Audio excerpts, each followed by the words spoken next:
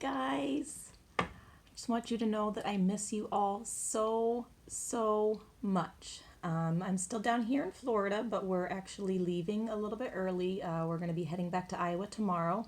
So when I get back to Iowa, I will have lots of fun stuff that I can post for you guys.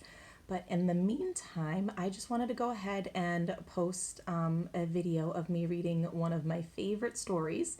And I figured since I'm in Florida, this would be a good choice. It is called Big Al. I don't know if any of you have ever read it, but I'm going to go ahead and I'm going to read it to you now because it's been a favorite that we've been reading since we've been down here. Abraham has especially liked it. So here we go. And it's by Andrew Clements, and the illustrations are by Yoshi.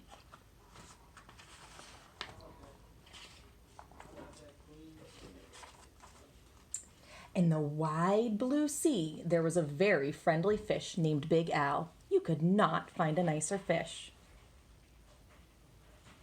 There he is. But Big Al was also very scary. Ooh. The other fish seemed to have at least one friend. Some had many, but Big Al had none. He did not really blame the other fish. How could he expect little fish to trust a great big fish with eyes and skin and teeth like his? So Big Al was lonely and cried great big salty tears into the big salty sea. Oh, poor Big Al.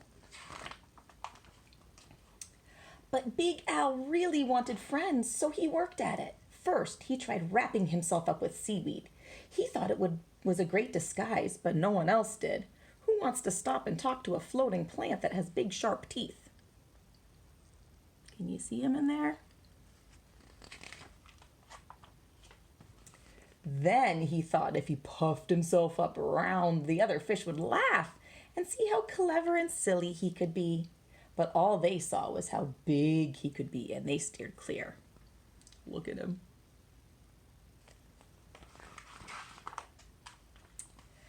Very early one morning, Big Al went down to the bottom and flopped and wiggled himself into the sand until he was almost covered up. He looked much smaller. When the other fish came near, Big Al talked and joked with them and had a delightful time. But then one scratchy little grain of sand got stuck in his gills, and he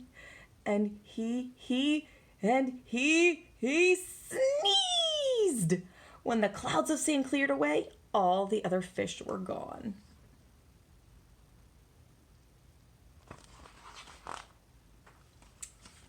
Big Al even changed his color one day so he could look like he belonged to a school of tiny fish passing by. He bubbled along with them for a while, laughing and feeling like he was just one of the crowd. But he was so big and so clumsy that when all the tiny fish darted to the left and then quickly back to the right, Big Al just plowed it straight ahead. He went bumping and thumping right into the little fish. Before he could even say, "Excuse me," they were gone, and he was all alone again, sadder than ever. Just when Big Al was starting to be sure that he would never have a single friend, something happened. He was floating along sadly, watching some of the smaller fish and wishing they would come closer. As he watched, a net dropped silently down from above, and in an instant, they were caught. There they are in the net. What do you think Big Al's gonna do?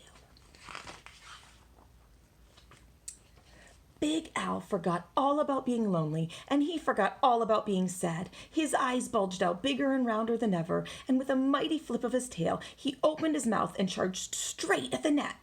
The net was strong, but Big Al was stronger. He ripped right through it, and all the little fish rushed out through the hole. Oh my goodness, look at that. But when Big Al tried to turn around and go out of the hole, he got all tangled up in the net. He was stuck.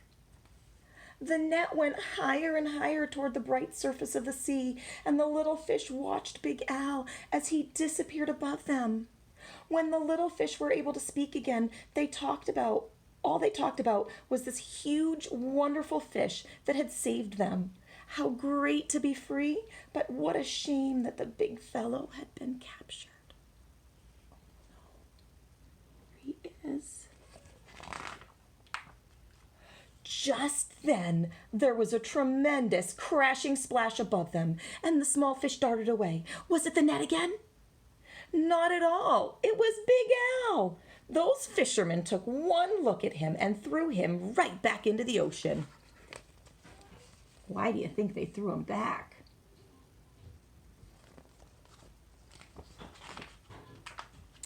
And now there is one huge, puffy, scary, fierce-looking fish in the sea who has more friends than anyone else. Big Al. Look at all of his friends. And that is the end. Okay, guys, that's all I have for now. Just know that I love you. I'm giving you big virtual hugs, and I will be back on probably in the next day or two to post another video of me reading. And then when you get your work packets, I will come on to give some instruction videos in case anybody needs any help. But just know I love you. I'm thinking about you. Keep reading, keep safe, keep washing your hands, and I'll talk to you soon. Love you guys.